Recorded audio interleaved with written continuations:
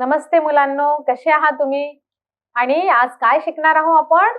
आज आपण इयत्ता 6वीचं जे प्रकरण 10व आहे समीकरणे याची आपल्याला प्रश्न उत्तरे बघायची आहे. मागील भागामध्ये आपण अभ्यास केलेला आहे, सराव सुद्धा झालेला आहे, खेळ झाला आहे आणि खेळानंतर जी परीक्षा आहे ती सुद्धा आपली झालेली आहे. आणि मुलांनो, तुम्ही जी परीक्षा आहे ती एकदम उत्तमरित्या दिलेली आहे मुलांनो. तर आज आपण याच्यामध्ये काय बघणार आहोत? प्रश्न आणि उत्तर. तर बघूया. पहिला प्रश्न काय आहे मुलांनो, बघा. दिलेल्या माहितीवरून समीकरण तयार करा. आपल्याला माहिती दिलेली आहे त्याच्यावरून आपल्याला समीकरण तयार करायचे आणि आपण हे अभ्यासामध्ये शिकलेलंच आहोत मुलांनो. चल म्हणजे काय, उकल म्हणजे काय आणि समीकरण कसे बनवतात. तर प्रश्न वाचूया. हरबाकडे काही मेंढ्या होत्या. हरबा नावाचा एक व्यक्ती होता, त्याच्याकडे काही मेंढ्या होत्या. बाजारात त्यातील 34 मेंढ्या विकल्यावर, त्यांनी 34 मेंढ्या विकल्यावर 176 मेंढ्या शिल्लक राहिल्या. 176 मेंढ्या वाचल्या, शिल्लक राहिल्या. तर हरबाकडे एकूण किती मेंढ्या होत्या? तर बघा, एक हरबा नावाचा व्यक्ती होता आणि त्याच्याकडे बघा 34 मेंढ्या त्यांनी विकल्या आणि मेंढ्या विकल्यावर 176 मेंढ्या वाचल्या. तर एकूण त्याच्याकडे किती मेंढ्या होत्या मुलांनो? तर बघा, असे प्रश्न सोडवायचे आहेत. आपण काय बघितलेलं आहे, आपल्याला एकूण किती मेंढ्या होत्या हे शोधायचं आहे. तर आपण त्याला कोणत्याही अक्षराने समजूया. म्हणजे आपण समजूया, समजा हरबाकडे x मेंढ्या होत्या. कारण आपल्याला जी वस्तू काढायची आहे तीच वस्तू आपण इथे हवाय. आपल्याला जी वस्तू काढायची असते त्याला आपण कोणत्या एका अक्षराने घेतो, म्हणून आपण इथे x घेतलेला आहे. तर हरबाकडे x मेंढ्या होत्या. तर बघा, हरबाकडे काही मेंढ्या होत्या आणि बाजारातील 34 मेंढ्या विकल्यावर, म्हणजेच आपण काय करू, x वजा का बरं करू, कारण त्यांनी 34 मेंढ्या विकल्या बरोबर 176. तर बघा, x बरोबर किती येणार आहे. तर आपल्याला एकूण मेंढ्या किती होत्या हे आपल्याला समजणार आहे मुलांनो. तर आपण काय करूया, इथे दोन्ही बाजूला आपण 34 जे आहे ते काय करूया, मिळवायचे आहे, ऍड करायचे आहे. 34 आपल्याला दोन्ही बाजूंना मिळवायचे आहे, तेव्हाच आपलं हे समीकरण संतुलित होईल. आणि बघा, उत्तर काय येणार आहे, x बरोबर 176 अधिक 34 म्हणजे 6 आणि 4 10चा 0, हातचाला 1, 7 आणि 3 10, 11 हातचाला 1 म्हणजे 210. म्हणजेच आपण म्हणू शकतो की हरबाकडे एकूण 210 मेंढ्या होत्या. हे उत्तर आलेलं आहे. पण आपल्याला फक्त समीकरणच बनवायचं होतं मुलांनो प्रश्नामध्ये. तर समीकरण आपलं काय बनणार आहे, समजा मेंढ्या x आहेत, 34 विकल्या आणि शिल्लक राहिल्या 176. आपलं हे समीकरण आहे आणि मेंढ्या किती आहेत, म्हणजे x म्हणजेच मेंढ्या 210 आहे. तर यांचं उत्तर बघूया मुलांनो. बघा, इथे मेंढ्या, एकूण मेंढ्या x मानूया किंवा मानल्या तर मिळणारे समीकरण कसे राहील, x वजा 34 बरोबर 176. कारण 34 मेंढ्या विकल्या म्हणून वजा करायचे आहेत.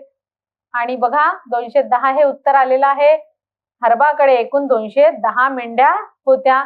तर इथे बघा मुलांनो, दोन प्रकारची जी क्रिया आहे ती इथे केलेली आहे. आपण बघा, एक आपण असंही करू शकतो की इथे काय केलं, x बरोबर 176 होतं, याचा समोर वजा चिन्ह आहे आणि बरोबरच्या तिकडे गेल्यावर चिन्हांचं साइन बदलते, चिन्ह बदलतात. इथे वजा होतं ते हे प्लस झालं आणि मग यांनी प्लस केलेलं आहे. किंवा याला आपण असंही सोडवू शकत होतो, x वजा 34 बरोबर 176 आहे. तर आपण दोन्ही साइडला काय करूया, 34 मिळवूया. आपण हे सुद्धा करू शकतो. आणि बघा, हे 0 राहील म्हणजे x अधिक 0 म्हणजे xच राहील मुलांनो. आणि बरोबर 176 अधिक 34 केलं तर 210. अशा प्रकारे मुलांनो आपलं उत्तर आलेलं आहे. प्रश्न क्रमांक दुसरा बघूया मुलांनो. दुसरा प्रश्न काय आहे, इथे पण आपल्याला समीकरण बनवायचं आहे. साक्षीने घरी गुळांबा तयार केला. गुळांबा म्हणजे गोड आंबा तयार केला आहे आणि काही बादल्यांमध्ये भरला. त्या बादल्यांपैकी 7 बादल्या मैत्रिणींना वाटल्यावर घरी 12 बाटल्या गुळांबा शिल्लक राहिला. म्हणजे बघा, साक्षीने काय बनवलं, घरी गोळांबा बनवला, आणि गोळांबा बनवला तर तिने त्या बाटल्यांपैकी 7 बाटल्या आपल्या मैत्रिणींच्या घरी वाटल्या आणि त्या वाटल्यानंतर 12 ह्या बाटल्या शिल्लक राहिल्या. तर एकूण किती बाटल्या होत्या? म्हणजे मागच्याच प्रश्नासारखा सेम प्रश्न आहे मुलांनो. तर इथे बघा, आपल्याला काय काढायचं आहे, एकूण किती बाटल्या गुळांबा तयार केला. तर आपण काय म्हणू, समजा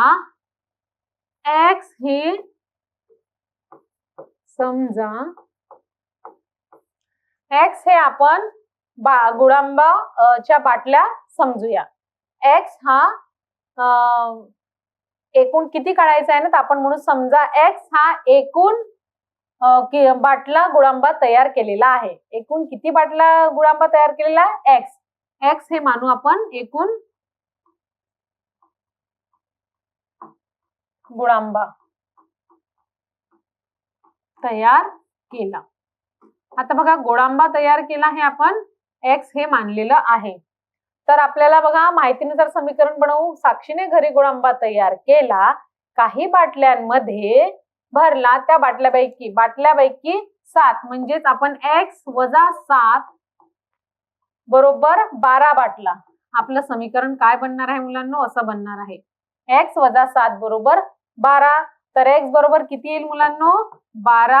हे वजा आहे प्लस वजा आहे, बरोबरच्या तिकडे गेल्यावर हे चिन्ह बदलणार आहे. आणि एक्स बरोबर किती येईल मुलांनो, 12 आणि 7 13 14 15 16 17 18 19 हे उत्तर येणार आहे. तर बघूया मुलांनो, बघा त्यांचं आणि आपलं उत्तर सारखंच आलेलं आहे. तर इथे बघा, एकूण बाटल्या एक्स मानूया. आपण वाय घेतलं तर आपल्याला हवं ते अक्षर आपण घेऊ शकतो मुलांनो. मग वाय इथे वजा का बरं केल्या, कारण बाटल्या बैकी म्हणत आहे म्हणून वजा, नाही तर अधिक केलं असतं. पण बाटल्या बैकी म्हणत आहे म्हणून वाय वजा 7 बरोबर 12. आणि बघा, वाय बरोबर 19 हे उत्तर आलेलं आहे. इथे 7 तिकडे गेलं तर प्लस झालेला आहे, अधिक झालेला आहे. म्हणजे साक्षीने 19 बाटल्यांचा गुळांबा तयार केला आहे. हे आपलं इथे गुणवाचुकीने आलं, इथे 19 बाटल्यांचा गुळांबा तयार केलेला आहे. आता बघा, प्रश्न तिसरा बघूया. तिसरा प्रश्न आपण वाचूया. इथे पण दिलेल्या माहितीवरून आपल्याला समीकरण बनवायचे आहे मुलांनो. एका रोपवाटिकेच्या वाफ्यात, रोपवाटिका लावतो ना आपण, तर रोपवाटिकेचे जे वाफे राहतात, तर वाफ्यामध्ये गुलाबाची काही कलमे लावली. तर आपण तिथे काही गुलाबाची कलमे लावली आणि प्रत्येक ओळीत 5 कलमे याप्रमाणे ती 6 ओळीमध्ये लावली. प्रत्येक ओळीमध्ये 5 कलमे याप्रमाणे 6 कलमे ओळीमध्ये लावली, तर गुलाबाची एकूण किती कलमे लावली. तर बघा, गुलाबाची एकूण किती कलमे लावली मुलांनो, ते आपल्याला काढायचं आहे. तर आपण आपण घेऊया, समजा एक्स, आपल्याला जे काढायचं असते ती किंमत आपल्याला समजावी लागते, म्हणून समजा एक्स हे गुलाबाची कलमे आहेत. समजा एक्स ही काय आहेत, गुलाबाची कलमे आपण घेतली मुलांनो. एक्स ही गुलाबाची कलमे घेतली आहे. तर एका रोपवाटिकेच्या वाफ्यात गुलाबाची काही कलमे लावली प्रत्येक ओळीत, म्हणजे इथे काय येईल मुलांनो, एक्स ओळीत 5 याप्रमाणे 6, म्हणजे आपलं बघा इक्वेशन हे असं बनणार आहे, एक्स छेद 5 बरोबर 6. तर बघूया मुलांनो, बघा एकूण कलमे इथे पी मानलेली आहे, आपण एक्स मानली होती, आणि पी छेद 5 कारण गुलाबाची कलमे लावली प्रत्येक ओळीत म्हणत आहे, प्रत्येक ओळीत म्हणून पी छेद 5 बरोबर 6 ओळीमध्ये लावल्या म्हणून 6. आणि बघा, पी बरोबर 6 पंचे 30, म्हणजे गुलाबाची एकूण 30 कलमे लावलेली आहे. मुलांना नक्कीच हे तुम्हाला समजलं असेल की आपण माहिती जी दिलेली आहे त्याच्यावरून समीकरण कसं बनवलेलं आहे. आता चौथा प्रश्न बघा मुलांनो, 1 डझन केळ्यांची किंमत 48 रुपये आहे. एक डझन जी केळं आहेत त्यांची किंमत किती आहे मुलांनो, 48 रुपये आहे. तर एका केळाची किंमत किती. तर बघा मुलांनो, 1 डझन मध्ये किती केळं येतात, बघा 1 डझन, एक डझन म्हणजे त्याच्यात 12 केळे येतात. तर आपल्याला एक डझन केळाची किंमत 48 रुपये आहे. तर एका केळाची किंमत किती? तर आपण बघा, केळाची किंमत समजा आपण x मानली, केळाची किंमत आपण इथे x मानली, तर आपण काय करू, एक डझन, एक डझन म्हणजे किती होते? तर बघा, एक डझन म्हणजे बघा, एक डझन म्हणजे 12 केळं झाले. तर आपण 12 केळं, एक डझन केळाची किंमत म्हणजे 48 रुपये. तर एका केळाची किंमत किती? तर आपण एक डझन म्हणजे 12 होते मुलांनो. म्हणजेच आपण काय करूया, 12x बरोबर 48 करूया.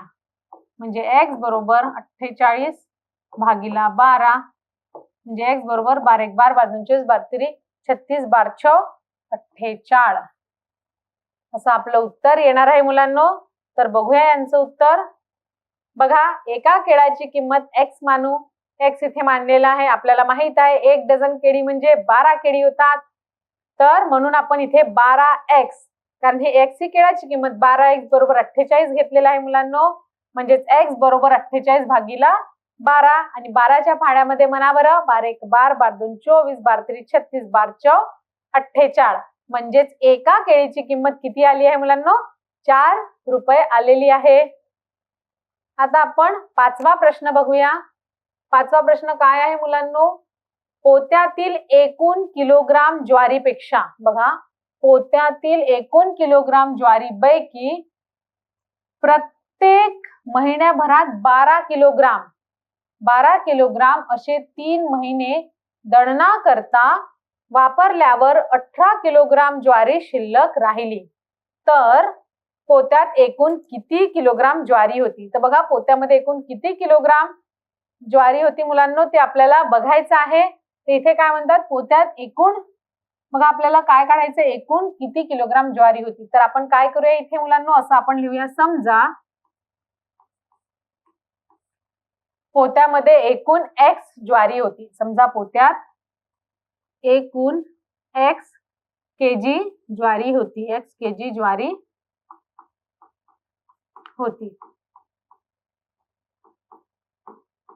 तर बघा, एकूण x केजी ज्वारी होती. तर काय म्हणतात, ज्वारीपैकी प्रत्येक महिन्याकरता 12 किलोग्राम असे 3 महिने, म्हणजे बघा 12 किलोग्राम असे 3 महिने, म्हणजे 12 गुणिला 3 म्हणजे किती येईल, 12 3 36. कारण 3 महिने म्हणत आहेत, 12 किलोग्राम असे 3 महिने, म्हणजे 12 3 12 1 12 12 म्हणजे 12 3 36 येणार आहे. तर बघा, आणि 36 आलं, त्याच्यानंतर दळणाकरता वापरल्यावर 18 किलोग्राम ज्वारी शिल्लक राहिली, आणि मग त्याच्यानंतर 18 किलोग्राम ही ज्वारी शिल्लक राहिली. तर पोत्यात किती ज्वारी राहील मुलांनो? बघूया आपण. प्रत्येक महिन्यात 12 किलोग्राम, तर 3 महिन्यात किती होईल, 12 3 36 आपण केलेला आहे, म्हणून म्हणजेच 12 गुणिला 3 36 किलोग्राम ज्वारी ही दळण न करता वापरली. तर पोत्यातील एकूण ज्वारी किती आहे? तर एकूण ज्वारी आपण काय करूया मुलांनो, समजा एकूण ज्वारी आपण x घेतली, तर x वजा 36 बरोबर किती आहे म्हणतात, 18 बरोबर 18. हे उत्तर येणार आहे मुलांनो, हे समीकरण बनणार आहे. 36 कुठून आले माहित आहे तुम्हाला? कारण बघा, 12 किलोग्राम 3 महिन्यात, तर 3 महिने म्हणजे आपण काय करूया, 12 ला 3 ने गुणूया, 12 3 36 आलेला आहे, आणि मग काय म्हणतात, तेवढी वापरल्यावर 18 किलोग्राम ज्वारी शिल्लक राहिली शिल्लक, म्हणून इथे वजा आपल्याला करावं लागेल, म्हणजे x वजा 36 बरोबर 18 हे उत्तर येणार आहे मुलांनो. बघा, इथे त्यांनी काय घेतलेलं आहे, m ला घेतलेला आहे, म्हणजे पोत्यातील एकूण किलोग्राम ज्वारी m मानूया, m त्यांनी मानलेला आहे, म्हणून इथे m -36 बरोबर 18 हे उत्तर आलेलं आहे मुलांनो. नक्कीच हा प्रश्न तुम्हाला समजला असेल. आता 6वा प्रश्न बघूया मुलांनो, आणि 6वा प्रश्न काय आहे, चलाची उकल शोधणे म्हणजे काय?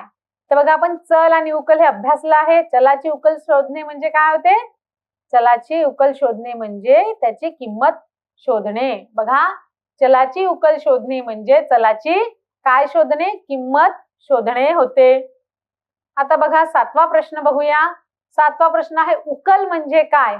उकल म्हणजे काय आहे ते मुलांनो? आपण चलाची जी किंमत आपल्याला शोधायची असते आणि मग जे उत्तर येते त्याला आपण म्हणतो उकल. आणि ते समीकरण कसं पाहिजे? संतुलित पाहिजे. म्हणजे बघा चलाच्या ज्या किमतीने समीकरण संतुलित राहते त्या किमतीला समीकरणाची उकल म्हणतात. पुन्हा एकदा बघा मुलांनो, चलाच्या ज्या किमतीने समीकरण संतुलित राहते त्या किमतीला समीकरणाची काय म्हणतात? उकल म्हणतात. बघा मुलांनो 8वा प्रश्न बघूया. संतुलित समीकरणावर कोणत्या क्रिया केल्या तर मिळणारे समीकरण संतुलित राहते? बघा आपण बघितलं होतं मुलांनो की केव्हा आपण म्हणतो की हे जे दिलेलं कोणतंही समीकरण आहे ते संतुलित आहे. तर बघा मुलांनो, समजा आपण एक उदाहरण घेतलं तर बघा हे उजवी बाजू बरोबर डावी बाजू. तर बघा ह्या बाजूला आपण समजा क्रिया करत आहोत, ह्या साईडला बेरीज करूया तर ह्याही साईडला आपल्याला बेरीजच करावी लागेल. उजव्या बाजूला बेरीज केली तर डाव्या बाजूलाही आपल्याला बेरीजच करावी लागेल. समजा उजव्या बाजूला वजा केलं तर डाव्या बाजूलाही आपल्याला वजा करावे लागेल. उजव्या बाजूला गुणाकार केलं किंवा डाव्या बाजूला गुणाकार केलं तर उजव्या बाजूलाही गुणाकार करावा लागेल. आणि डाव्या बाजूला गुणाकार केलं तर बघा डाव्या बाजूला अधिक केलं बेरीज तर उजव्या बाजूलाही बेरीज करायची. डाव्या बाजूला वजाबाकी केली तर उजव्या बाजूलाही वजाबाकी करायची. डाव्या बाजूला भागाकार केला तर उजव्या बाजूलाही भागाकार करायचा. आणि डाव्या बाजूला गुणाकार असेल तर आपण इथे उजव्या बाजूलाही गुणाकार करतो. म्हणजे बघा दोन्ही बाजूला क्रिया कशी सारखीच झाली पाहिजे. आणि क्रियांच्या समजा आपण बदलही केली तरीही आपलं उत्तरात बदल होत नाही आणि आपलं समीकरण कसं राहते? संतुलित राहते. तर यांचं उत्तर बघूया मुलांनो. संतुलित समीकरणावर पहिलं काय आहे मुलांनो की दोन्ही बाजूमध्ये समान संख्या मिळवायची. बघा मिळवायची आहे म्हणजेच बेरीज करायची आहे तर समान संख्या मिळवायची. दोन्ही बाजूमध्ये समान संख्या वजा करायची. समान संख्या वजा करायची. इकडे 5 वजा करत आहे डावीकडे तर उजवीकडेही 5 वजा करायची. तिसरं बघा मुलांनो, दोन्ही बाजूंना समान संख्येने गुणणे वा भागणे. समजा आपण डाव्या बाजूला 5 ने भागत आहोत किंवा 10 ने भागत आहोत तर उजव्या बाजूलाही आपल्याला 10 नेच भागावं लागेल. चौथं बघा मुलांनो ड, दोन्ही बाजूंची अदलाबदल करणे. आणि अदलाबदल करतो तर दोन्ही बाजूंची अदलाबदल करायची तेव्हाच आपलं समीकरण संतुलित राहते. बघा यापैकी कोणतीही क्रिया केली तरी मिळणारे समीकरण कसं राहील? संतुलित राहील मुलांनो. आता बघा आता शेवटचा प्रश्न आहे तराजू व समीकरण यात फरक काय आहे? तर बघा तराजू जे आपण बघतो तर तराजू पण कसं राहते? उजवी बाजू आणि डावी बाजू दोन्ही बरोबर केव्हा राहते? सारखंच वजन आपण टाकलं जसं आपण अभ्यासलो होतो मुलांनो. किंवा आपण बाजारात समजा गेलं तर बघतो मुलांनो की आपण भाजीचं जसं घेत आहोत तर भाजीचं घ्यायच्या वेळेस आपण काय करतो मुलांनो? तराजू जो राहतो, समजा इथे तराजू आहे तर आपण हे दोन्ही सेम केव्हा राहील मुलांनो? काटा सेम केव्हा राहील? समजा मी इथे 1 किलो टोमॅटो टाकत आहे तर मला इकडे 1 kgच वेट मला इथे ठेवावं लागेल मुलांनो. समजा इकडे 1 किलोचे मी टोमॅटो टाकले परडीमध्ये तर इकडे मला 1 किलोचंच वजन ठेवावं लागेल. तेव्हा हे कसं राहील? संतुलित राहील. समीकरणाचं सुद्धा तसंच आहे. दोन्ही बाजूमध्ये क्रिया ही सारखीच करावी लागेल. समजा आपण उजव्या बाजूमध्ये जी संख्या मिळवली आहे तितकीच संख्या डावीमध्ये मिळवावी लागेल आणि तितकीच समजा आपण जितकी वजा केलेली आहे उजव्या बाजूतून तितकीच डाव्यामधून करावी लागेल. किंवा गुणाकारामध्ये जी किंमत आपण ठेवलेली आहे संख्या ती दोन्ही बाजूला सारखी पाहिजे. आणि भागतही आहोत तेव्हा सुद्धा दोन्ही बाजूंची सारखी संख्या पाहिजे. आणि तराजूमध्ये सुद्धा बघा आपण काही वजन जे आहे सारखंच पाहिजे. आपण भाजीचं घ्यायला गेलो किंवा काही समजा आपण कांदे घेतले तर कांदे समजा आपण इथे 1 पाव घेत आहे तर आपल्याला वजन सुद्धा 1 पावच ठेवावं लागेल. म्हणजे दोन्ही बाजूला सारखं पाहिजे तेव्हाच हे संतुलित राहील. म्हणून बघा तराजू आणि समीकरण हे यांच्यामध्ये काय साम्य आहे? दोन्ही मध्ये बरोबर समजा ठेवलं तर ते संतुलित राहतात. तर बघा चलाच्या ज्या किमतीने समीकरण संतुलित राहते त्या किमतीला समीकरणाची, हे बघा चुकीचं उत्तर दिलेलं आहे. आता मी जे सांगितलं ते उत्तर अगदी बरोबर आहे मुलांनो. आणि इथे आपले प्रश्न उत्तर संपलेले आहेत. आणि इथे आपलं जे प्रकरण आहे 6वीचं प्रकरण 10 समीकरणे इथे आपलं संपलेलं आहे. आपण त्याचे अभ्यास सुद्धा बघितलेला आहे. अभ्यासानंतर आपण त्याचा सराव सुद्धा केलेला आहे. सरावानंतर एक छोटासा खेळ खेळला आहे. परीक्षा पण दिलेली आहे आणि प्रश्न उत्तर सुद्धा आपण घेतलेले आहे.